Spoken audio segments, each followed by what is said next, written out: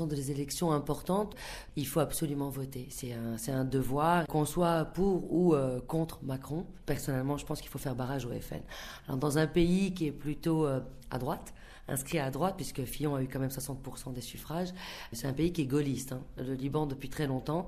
Je suis très curieuse de voir ce que ça va donner dimanche au niveau des résultats, sachant qu'en plus Macron était deuxième dans les suffrages et Le Pen en troisième place. Dans votre entourage, il y a des débats justement avec des amis ou des parents qui veulent s'abstenir ou qui ont un vote contraire au vôtre?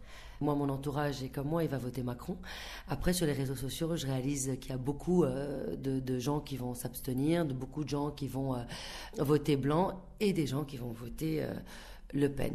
Pourquoi des électeurs au Liban peuvent voter pour Madame Le Pen? Comment est-ce que vous l'expliquez?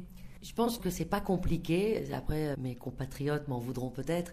C'est que souvent le Libanais a tendance à penser qu'il fait partie d'une race supérieure. Ça a toujours été comme ça, se considérant pas arabe, se considérant phénicien.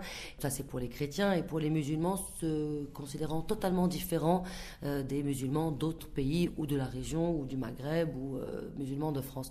Et il y a beaucoup de racisme à l'intérieur des Libanais, malheureusement. Se pensant race supérieure, on peut entendre certaines personnes qui vont voter Le Pen dire que nous ne sommes pas concernés par le retrait de la double nationalité parce que justement nous sommes Libanais, ce qui est quand même assez effarant.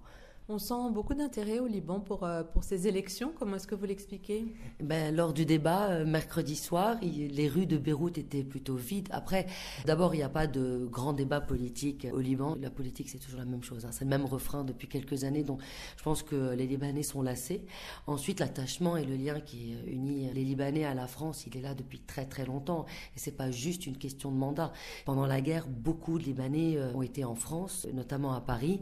Et donc, l'attachement est là. Moi, je fais partie des Libanais qui ont vécu en France. Après, moi, j'y étais avant la guerre de 75, mais il y avait un grand nombre. La diaspora libanaise était très importante.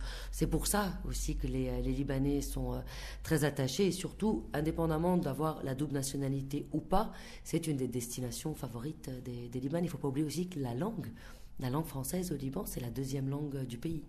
Pour vous, dimanche, il y a un enjeu de démocratie. La démocratie est en danger? Oui, la démocratie est en danger parce que les gens ont tendance à confondre patriotisme et nationalisme. Et le nationalisme, c'est pas trouver des solutions, mais c'est surtout de trouver des boucs émissaires. On a vu ce que ça a donné en 1933, en 1939, et avec tout ce qu'il y a eu comme dictature nationaliste.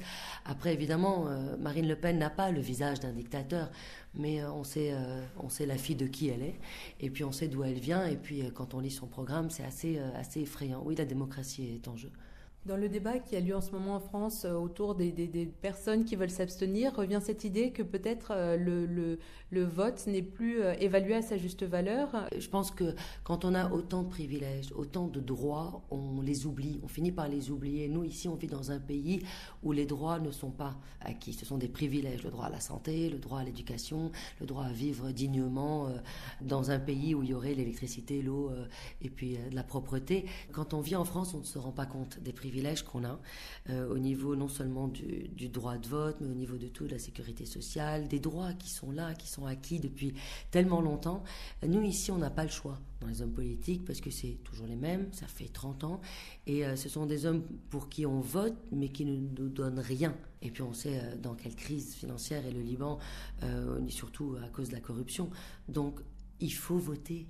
Il faut voter parce que si on ne vote pas, on n'aura pas le droit de se plaindre. Et je pense que si on n'est pas un pro-Macron, il faut voter pour lui parce qu'au moins, on aura la possibilité de manifester contre lui s'il y a un problème. Par contre, si Le Pen passe, ça va être un petit peu plus compliqué pour s'opposer à elle. Donc je pense qu'il faut voter pour la démocratie. Je pense que c'est terrifiant ce qui se passe aujourd'hui dans le monde. C'est terrifiant après. Quand on voit les années 70, la liberté, la tolérance, l'amour des uns et des autres, l'ouverture d'esprit, la culture, toutes ces productions. Et aujourd'hui, on revient à une espèce de mode conservateur qui est terrifiant.